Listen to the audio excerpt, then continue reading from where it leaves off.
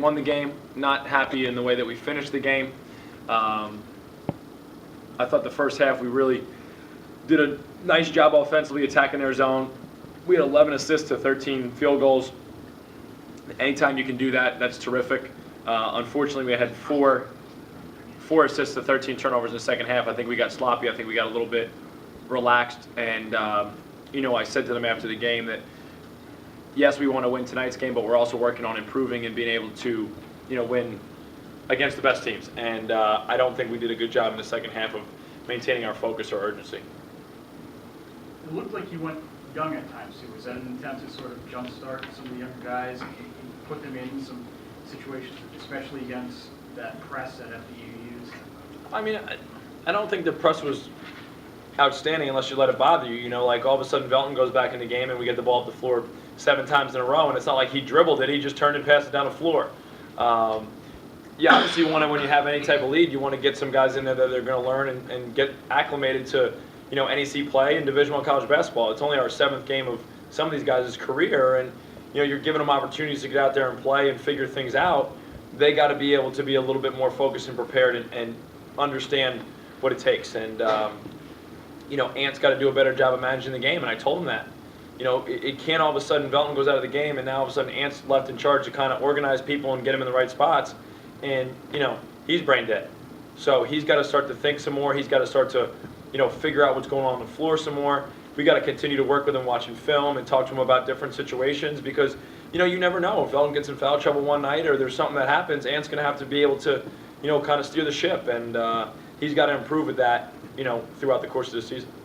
You played Brandon, you had not played it, and he comes in during that press time. Was that by design?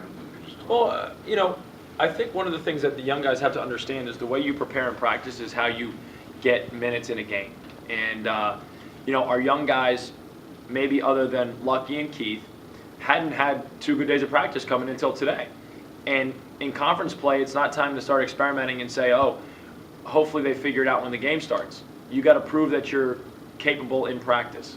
And so, we went kind of shorter rotation in the first half.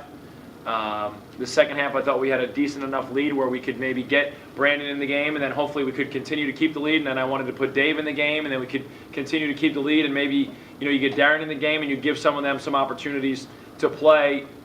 It's not like FDU has a deep bench, so they still had their starters in the game. You get an opportunity to go out there and play. And now you build some confidence within yourself. You build some trust within your teammates. You build some trust with the coaching staff.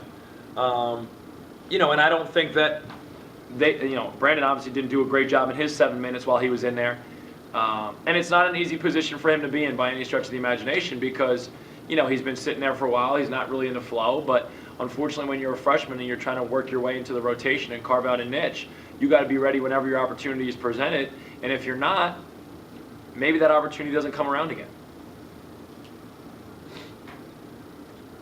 You talked after the Pitt game about how it's sort of easy to play when you're down 20. By that same token, it's sort of a little bit harder to play when you're up 20 because it's staying focused. There's probably something to that. Absolutely. You try and guard against it as a coach, and you try and make sure that your guys understand that each possession is important, even when you're up 20. It might not be important for today's game, but it might be important for Saturdays, or it might be important for a game in January or a game in February. And so when we're up 14 with a minute and a half to go, I had basically, my starters in the game, and I said to him, you know what? If nothing else from this game, let's figure out how to close out a game. We went to kind of our delay game a little bit. We were able to execute, get Velton fouled after taking about 35, 40 seconds off the clock. And that stuff maybe we can learn from and grow from. What can you say about Lucky's performance tonight? It still looks like he's finding his shot. But, my man's like a roller coaster. He's an absolute roller coaster.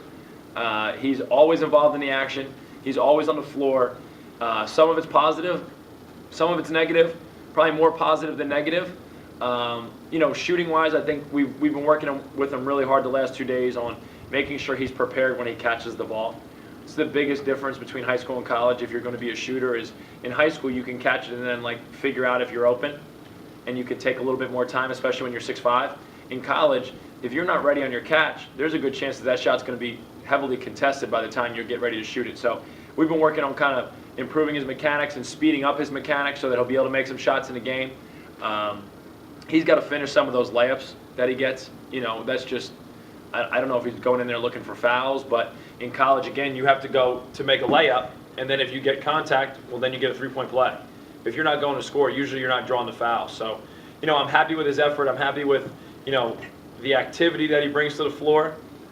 We got to tighten up some of the shooting and some of the other things to help him along, as the season goes. Do you think it's in his head some now? A little bit, but I think that the way you get it out of your head is by getting in the gym and starting to get a couple hundred shots up, a couple hundred makes up, doing it at game speed. So then you start to build that confidence and you start to break that thought process of, oh man, I'm going to miss this next shot. Because I think it's going to be important for him, hopefully when we get into our full slate of NEC play, to complement C-Ron a little bit and be a shooter. If you look at some of the aspects of our team, C-Ron's probably our best long-range threat, clearly, but he's one of our only guys. Belton, sometimes up and down, Ant's up and down, Russell's up and down. We need to kind of develop a secondary guy who can come in and be a consistent long-range shooter, else we're going to see a lot of zones and we're going to see a lot of situations where they take C-Ron away and say, okay, what else you got? How much did them not having Bolden change anything about them and how you guys had to adjust? Because I'm assuming you found out right before the game. We did. We found out right before the game. And obviously he's a really talented guy who can go and score in a hurry. But we prepared like he was going to be in there, so I don't think it really affected a whole lot. And they, Breon Smith's a talented kid who can make shots. Obviously, he made the first shot of the game, and he started in Melquan's place. So, whoever goes out on the floor, you got to be ready. You got to be prepared. Hey, well, I'm sure you've looked at Monmouth. I have not. I'm going to look at him as Not soon as. one game. No, I don't. I don't look until Robbie's looked at all their games, but I haven't looked at their games yet. So I'm going to go downstairs and look at their box score and look at their films. And What do you have some kind of impression about how they are? well, I've read some of the stuff and I've heard King Rice talk a little bit about changing their style and doing some of the Carolina fast break stuff and getting up man to man and kind of getting into you and pushing the ball down the floor and maybe getting quick shots. So I have a feel, I think, of what they're trying to do, but I haven't seen it for my own eyes. But if he weren't the coach, you would have an idea based on Correct. the Previous. system before. Yes. So this is kind of Yeah, it's going to be. course. Yeah, exactly. We're going to have to really, like I said, Robbie started 3-4 days ago, kind of breaking down all their films and getting a good handle on them. And, we'll spend all day tomorrow watching games, tonight watching games. And, as soon as the guys come in for practice, tomorrow will be obviously more of a mental day. Talk about some of the things we need to clean up from tonight, and then talk about how we can prepare for Saturday. And it'll definitely be a crash course. And, hopefully we can pick up on it and execute a game plan for Saturday.